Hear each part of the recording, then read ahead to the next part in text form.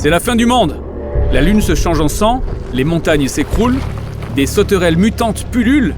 Ce ne sont que quelques-unes des images étranges que renferment les textes dits apocalyptiques de la Bible. La plupart des gens s'imaginent que le terme biblique « apocalypse » signifie « fin du monde ». Mais en fait, ce n'est pas le cas du tout. Nous allons donc découvrir comment lire les textes apocalyptiques dans la Bible. Attends, apocalypse ne signifie pas fin du monde ? Non, apocalypse est un terme grec qui signifie « découvrir » ou « révéler ». Une apocalypse est une révélation soudaine de la véritable nature de quelque chose qu'on ne voyait pas auparavant. Parce que je ne vois pas toujours les choses telles qu'elles sont vraiment. Oui, nous avons tous une manière d'interpréter le monde qui nous est coutumière et qui peut entraver ou brouiller notre vision. Une apocalypse joue le rôle d'une révélation.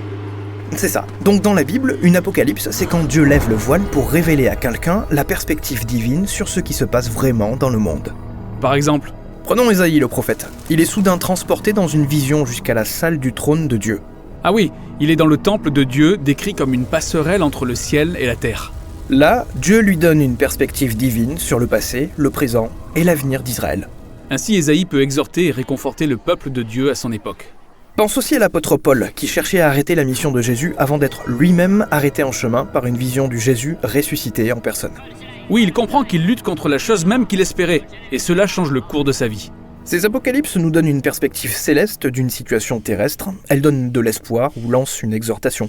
Elles peuvent même tout changer. Là, ce sont des récits bibliques sur des gens qui ont reçu une apocalypse.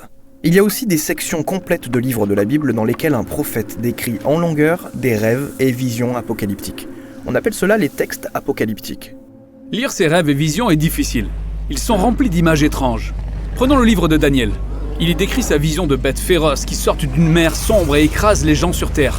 Ensuite, un personnage appelé le Fils de l'homme est exalté afin de régner sur le monde. Que se passe-t-il ? En fait, les textes apocalyptiques sont écrits dans un style poétique stimulant l'imaginaire et rempli de symbolisme. Comment puis-je savoir ce que signifient ces symboles ? D'abord, en étudiant le reste de la Bible. Les images apocalyptiques sont basées sur des schémas récurrents bibliques qui commencent dans la Genèse et se développent tout au long de la Bible. Comme la mer chaotique des premières phrases de la Bible que Dieu dompte sans les éliminer en ordonnant sa création. La mer devient une image de danger, de mort et de chaos cosmique. Ah, et la terre sèche qui sort de la mer est l'endroit sûr et ordonné où les hommes sont censés régner en tant qu'image de Dieu.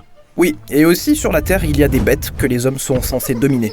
Mais en continuant à lire, les hommes sont trompés par une bête. Et commencent à se comporter comme des bêtes violentes. Exactement. Parfois un prophète peut donner le sens d'un symbole.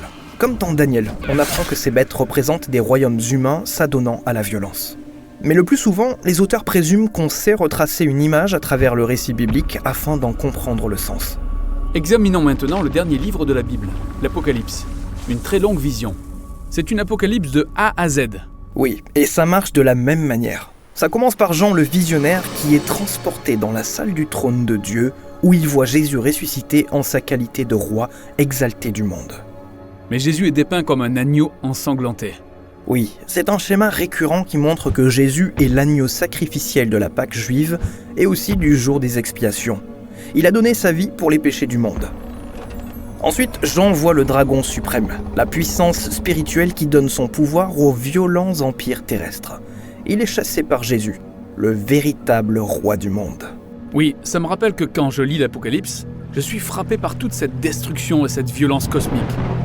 Ce que je veux dire par là, c'est que ça se reproduit encore et encore.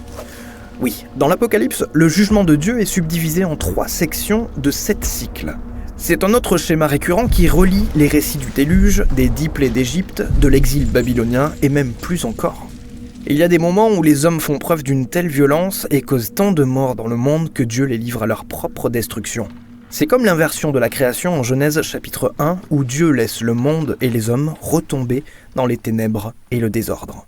Ça fait réfléchir. Oui, mais souviens-toi qu'en Genèse 1, Dieu a vaincu les ténèbres et le chaos par sa lumière et sa vie. Dans l'Apocalypse aussi, la mort de Jésus et du monde, tel que nous le connaissons, est la voie vers une création renouvelée qui a commencé à la résurrection de Jésus. Donc si l'Apocalypse ressemble à la fin du monde, il s'agit en fait du début d'un monde renouvelé, où le ciel et la terre sont réunis et les hommes créés à l'image de Dieu dominent toute la création dans l'amour et la puissance de Dieu. D'accord, ça fait beaucoup à assimiler. Oui, et il y a encore beaucoup de choses difficiles à comprendre dans ces livres.